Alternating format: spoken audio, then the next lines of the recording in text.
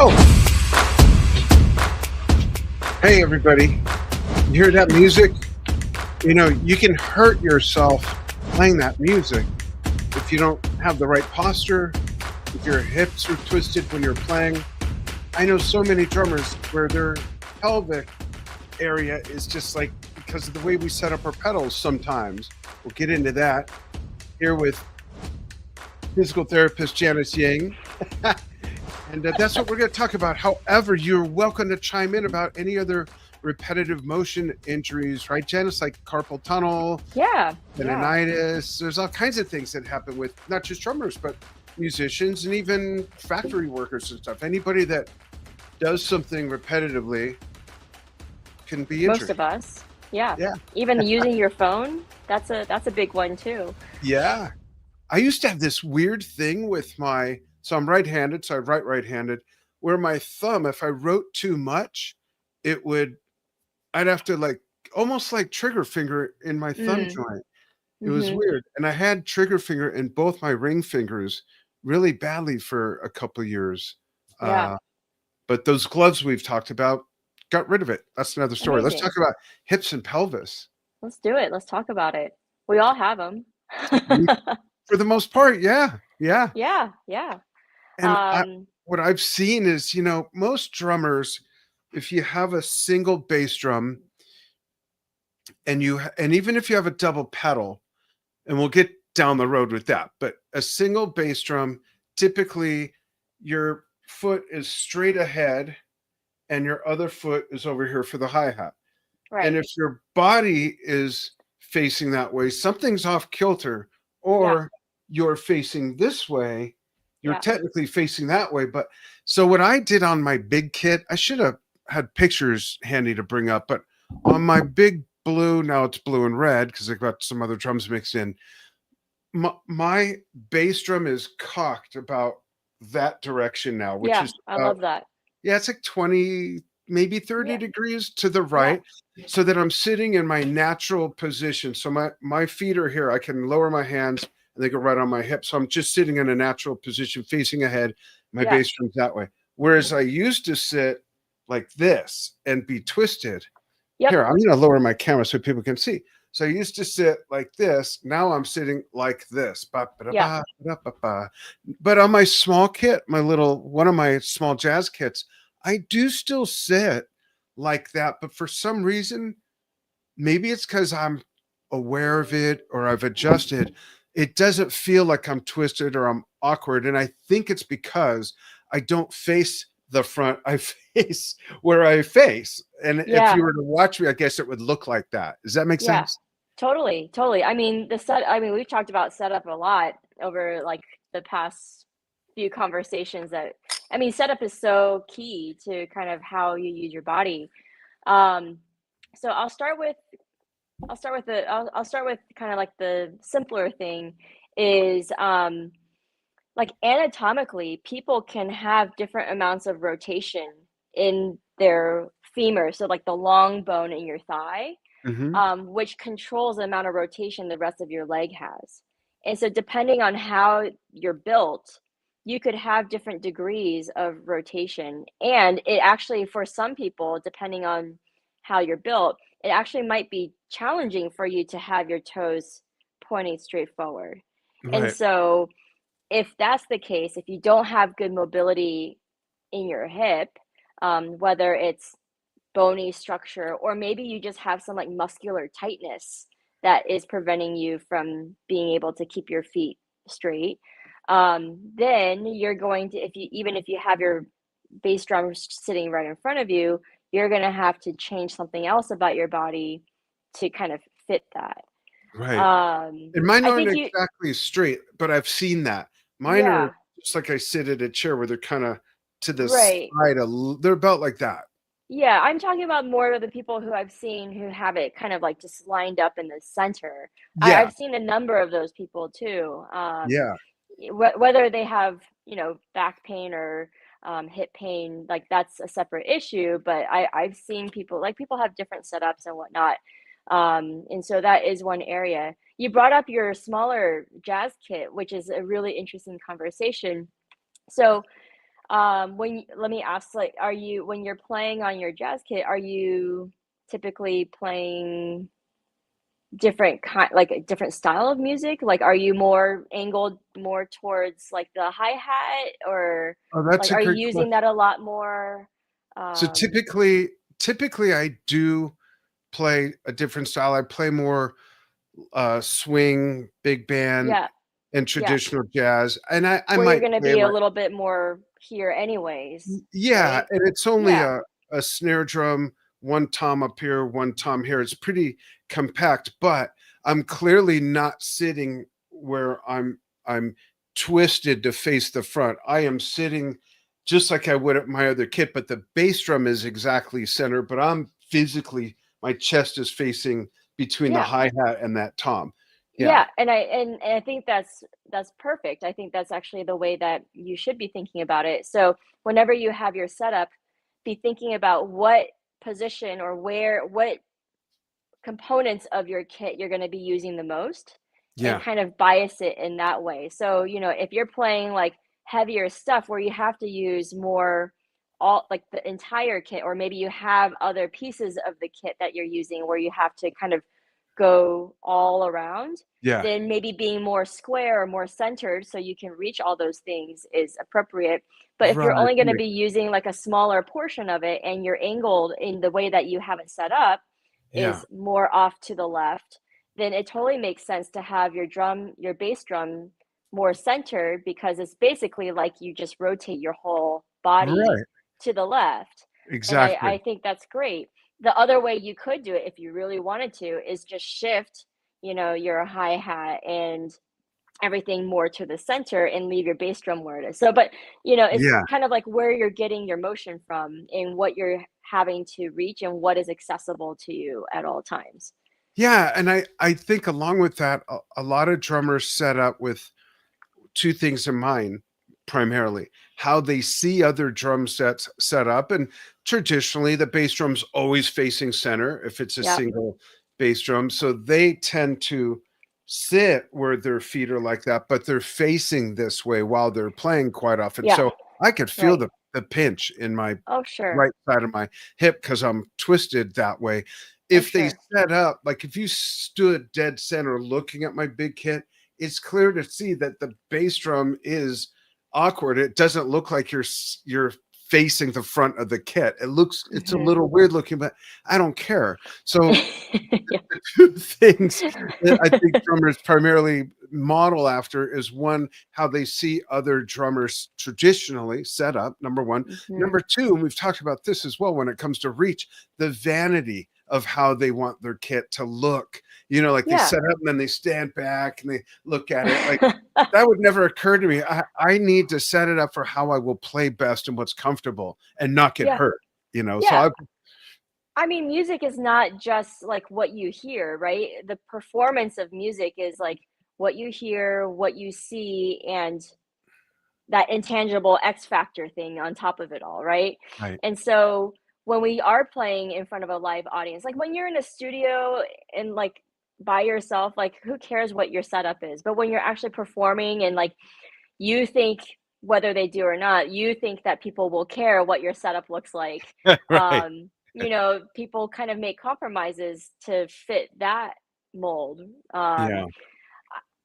I think we actually talked about this before in the past, but is there gear, or are there pedals where maybe you could like have like on the floor, like have the pedal off to the side, but the Yes. beater is like still Yep. centered? There's Like, there's 2 models that I know of that are actually also double pedals, where the pedals are, if your bass drum's facing forward, your pedals are off to either side and you're sitting yeah. how I sit.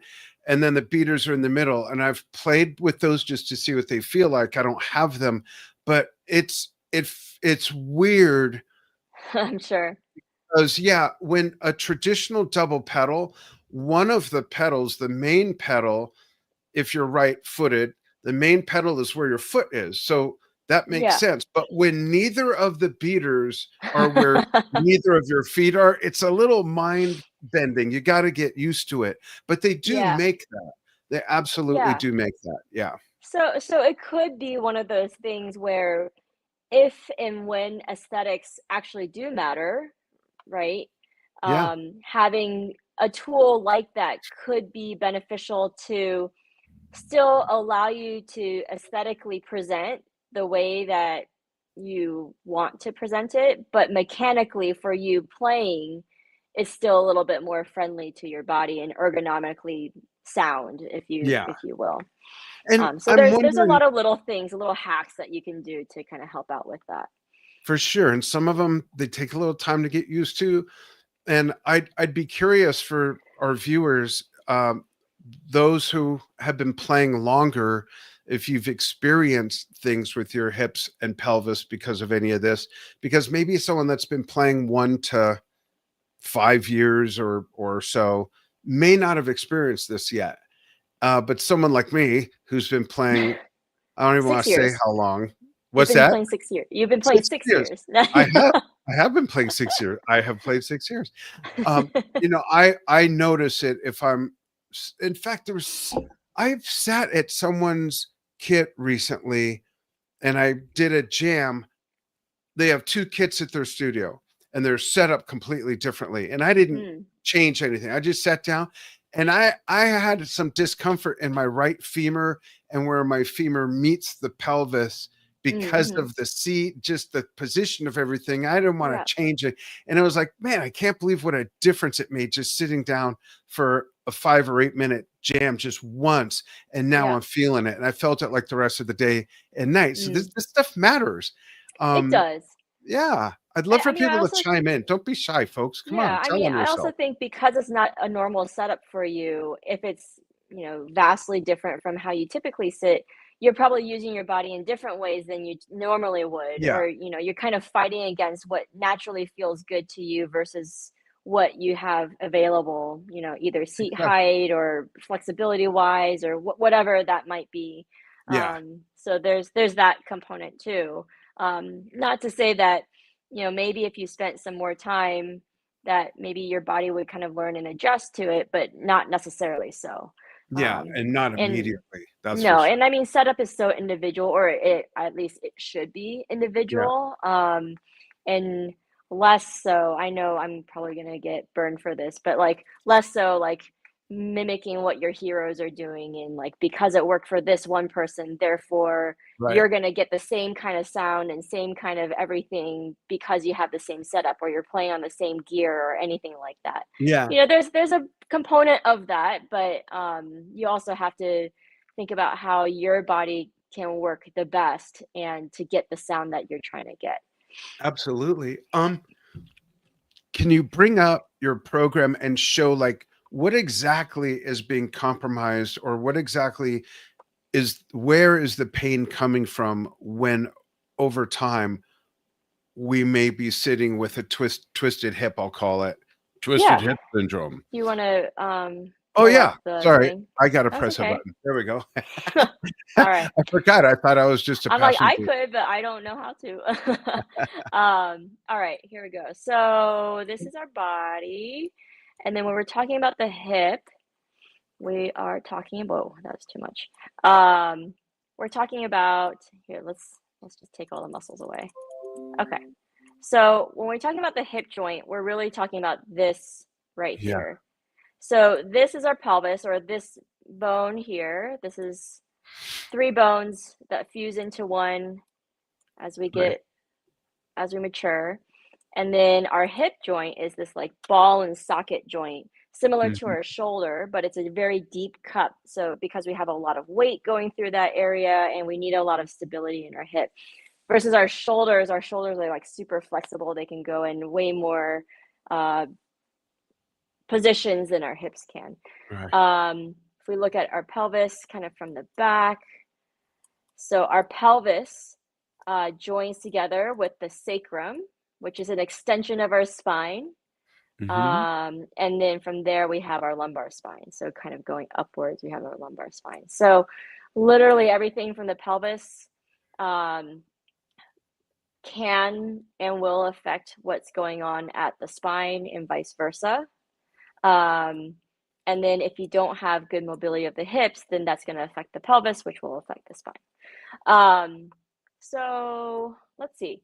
Is What it the else? cartilage or muscle around the joint that is the most susceptible to causing pain and being injured when we don't sit properly? And when I say not properly, folks, I mean with our hip twisted or our Yeah. body So twisted. so there's a couple of like a couple of common reasons why.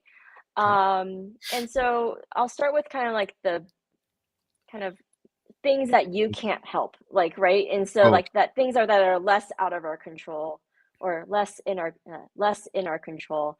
And that's just kind of like structurally what's going on. So I think earlier I was kind of talking about some people might not be able to rotate their leg in and out fully, or they might not be able to get their both toes, like all their feet, to point straight forward. right. And that has to do with the angle of the hip. Let me see if I can take away the arm. I'm just going to take away the arm. Goodbye. Ouch. All right. So like you can kind of see if you look at the femur here, this green bone, there's a little bit of angle. It's not straight into the joint. And so people can have different degrees of angle Hmm. into the joint, which will affect how flexible someone is with the rotation, if that makes sense. So that's It, something that you can't help. yeah. There's two things that come to mind. One is I can't believe that any of us are able to be held up by that. Number Yeah, one. Number two, yeah, when I see people do like, I don't know what they're called, windmill kicks, sidewind kicks, kick someone in the head from yeah, their foot. It's like, wow, how do you get your leg to do that? You got to be limber, and it's pretty yeah. amazing how much mobility It's a there can be if you work at it. Yeah.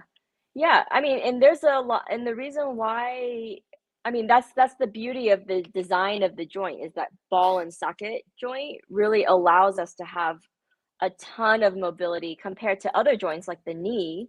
The Right. knee is only going to bend forward and back just the way that it's designed, maybe a little bit of rotation, but really not that much. Yeah.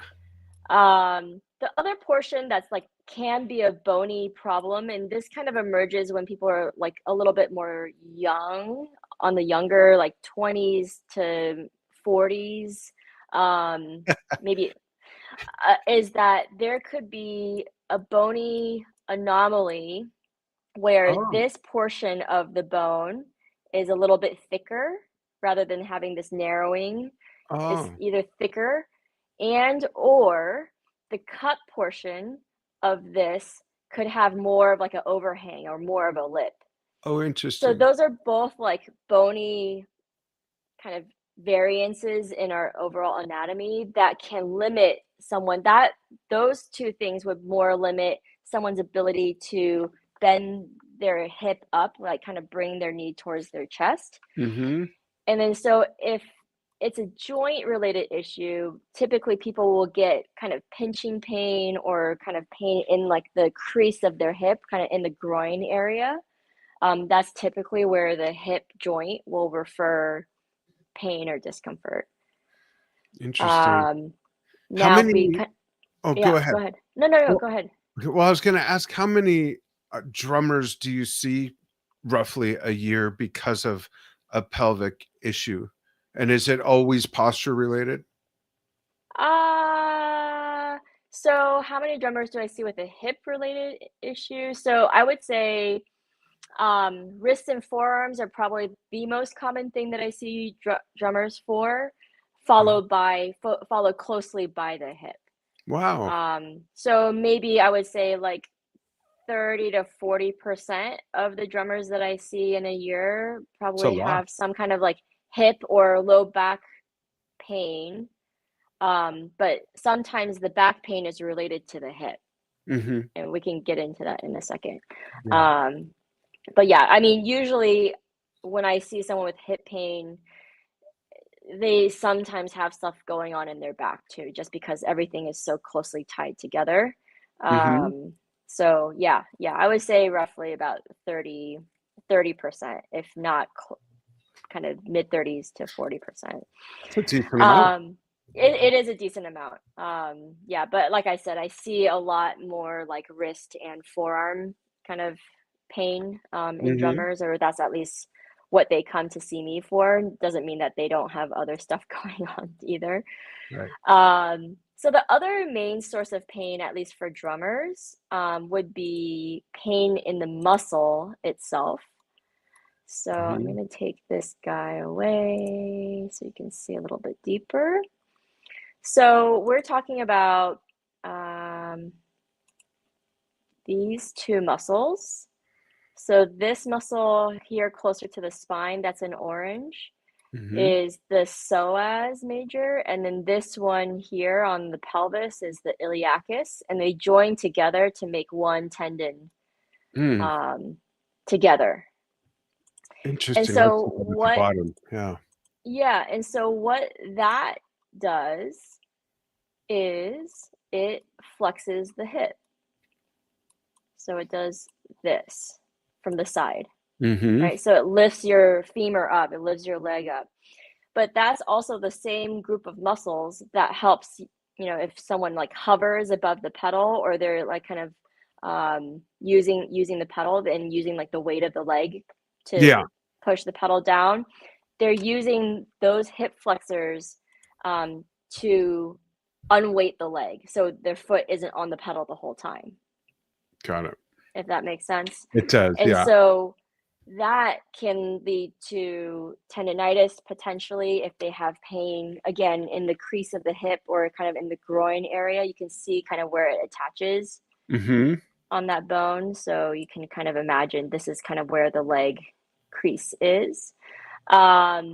And then also, if you look at where the psoas it attaches onto the lumbar spine. And so let's say that the hip is fine, but maybe if the muscle is tight, or if it's getting overused, or if you don't have good core strength to stabilize the spine, then this could pull the back into more extension, kind of like where you're like leaning back the other way. That's kind of the motion that it has on the spine.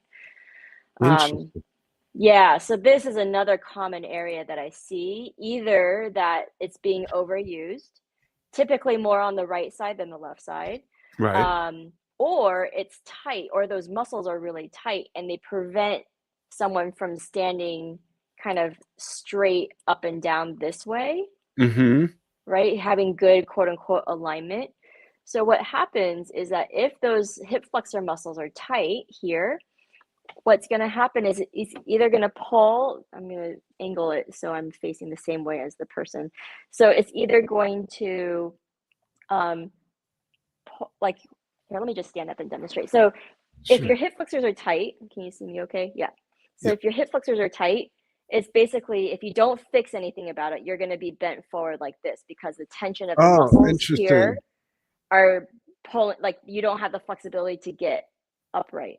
Mm-hmm. So usually what people do is that they do one of two things. Either they arch from the back so that they're not staring at the floor. They arch from the Right. back and go back this way, or they try and tuck their pelvis this way, but they're still slouched forward this way.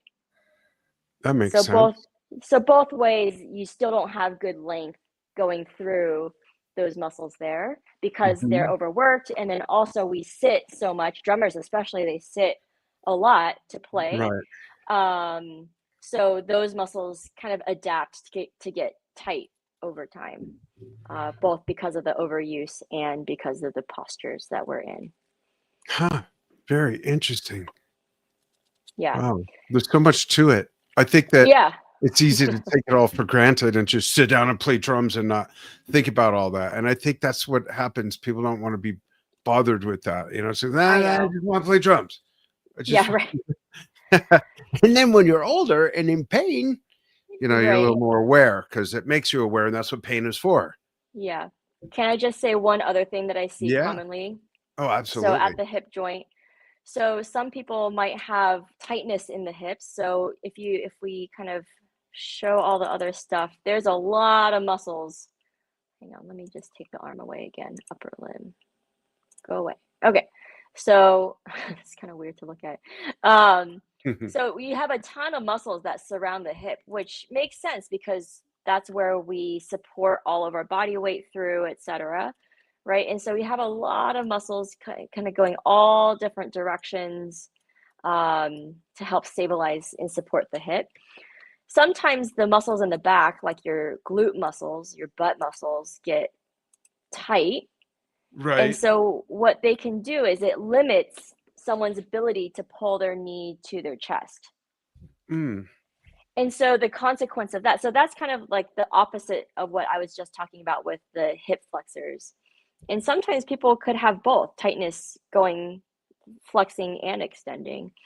But if someone had stiffness where they weren't able to pull their knee to their chest without the pelvis moving, like, then if they're sitting in a chair, they kind of max out the amount of motion that they have at the hip, Yeah. then the rest is going to have to come from the pelvis. And so usually what we see with that is that the pelvis rounds underneath us. We kind of slouch, we kind of go more into that slouch position Yeah. so that we take less or we put less pressure on the hips. So mobility of the hips, whether it's coming from a joint or if it's coming from the muscles, usually kind of travels up through the spine because what the pelvis will do to compensate for that. So how would you, and I'll take that off unless you need it again, let me know. Nope. But how would you summarize, and I think the answer is pretty simple, but it begs, the question is, how would you summarize the best preventative maintenance or change someone would need to make so that they don't experience those hip issues?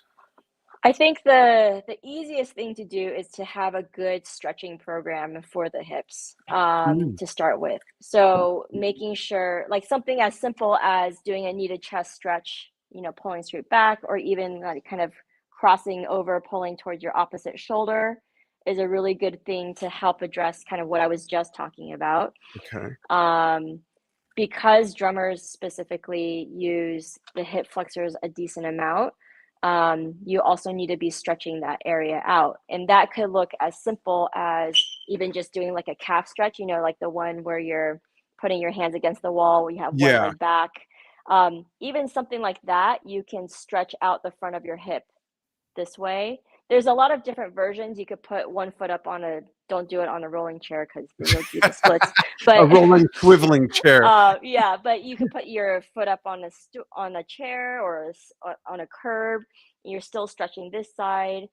Is You can do it. static or dynamic better? You could do either. That's a great Okay. question. I would do dynamic if you're about to play, like Okay. before playing, and then you can definitely follow it up after you're done playing with a static stretch.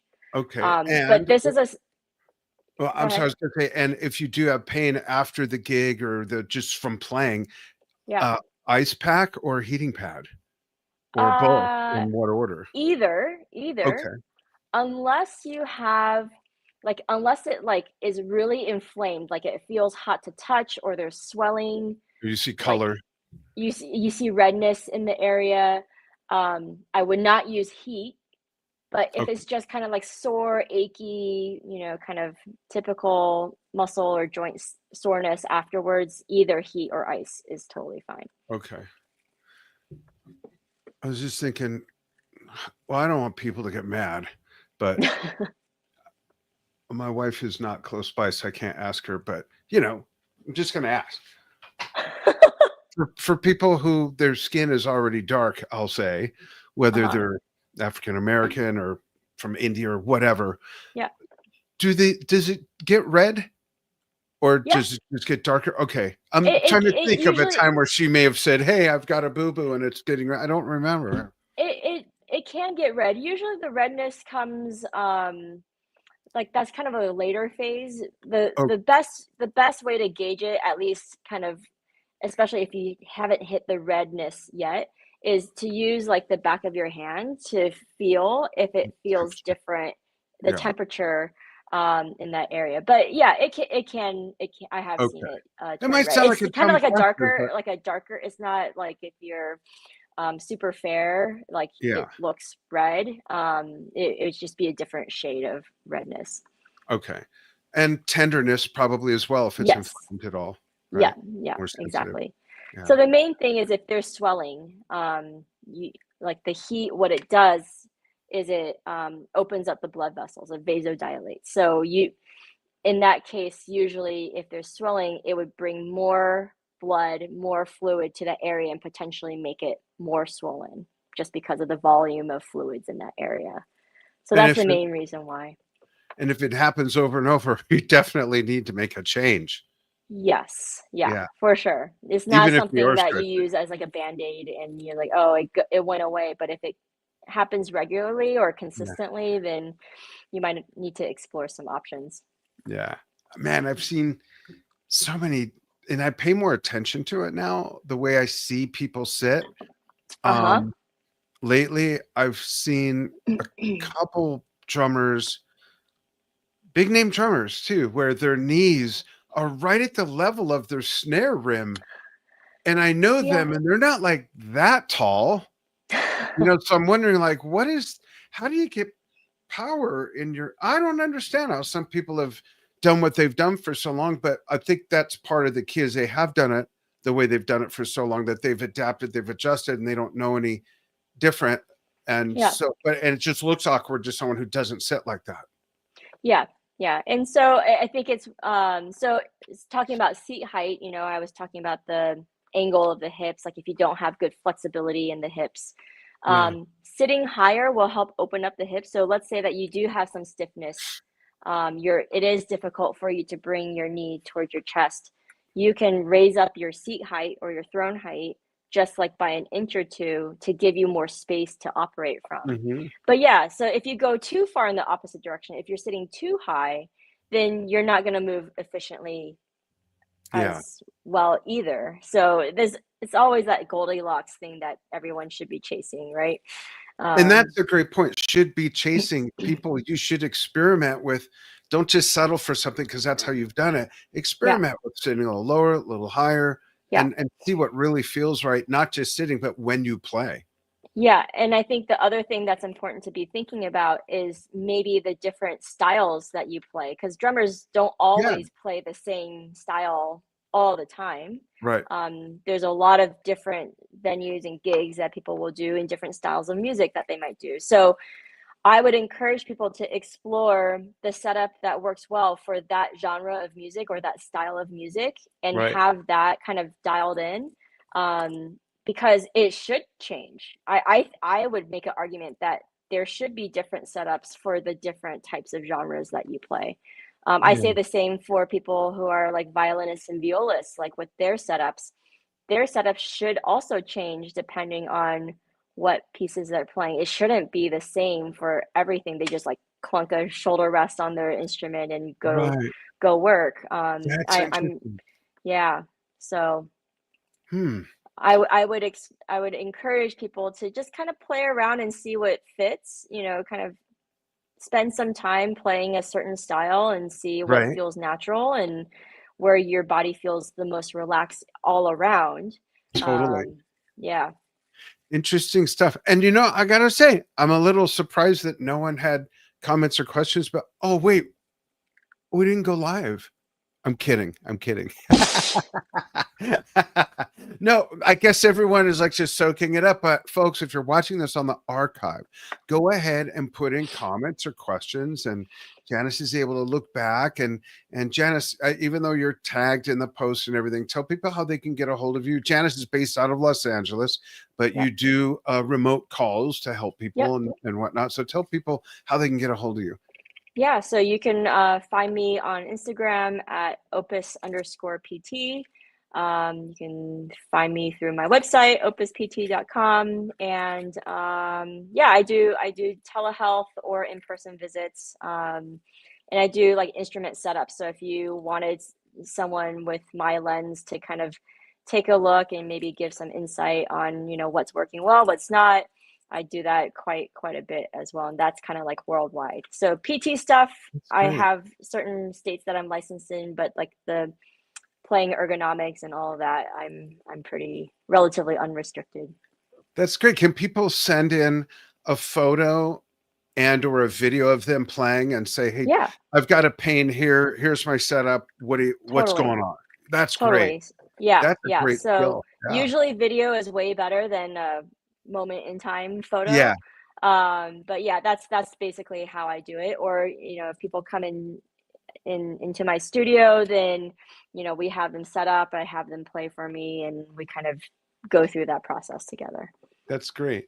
So now all Yeah. you need to rent out to people is a tripod on a track that's motorized with a camera that will go around them in a 360 while they play for a few minutes. Then they send you back the file with all the goodies, and then you can give them a full analyzation. There you go. Yeah, I don't have that kind of money, Dan, unless you have a source. No, I have an idea of how to I make have, that work. yeah, no, I have my ways of creating that 360. I'm So, sure. Yeah, yeah, that's cool. I've figured it out over the last And you decade tell plus that people I've been how to, doing. if you're going to send in a video, here's how it Oh, should sure. look. Here's Yeah, what I'm yeah. with. I That's have great. a whole like form explaining what to Great. what to do, how to set it up, like what camera angle is best, etc. So, Awesome. yeah.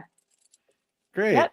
So, folks, hope you got something out of that. And Janice is there to answer questions. And we'll see you next month. And I can't believe I'm saying November. I know. Really? That's just crazy. Yep. All right. Thanks, Yep. everybody. We'll see you soon. All right. See ya.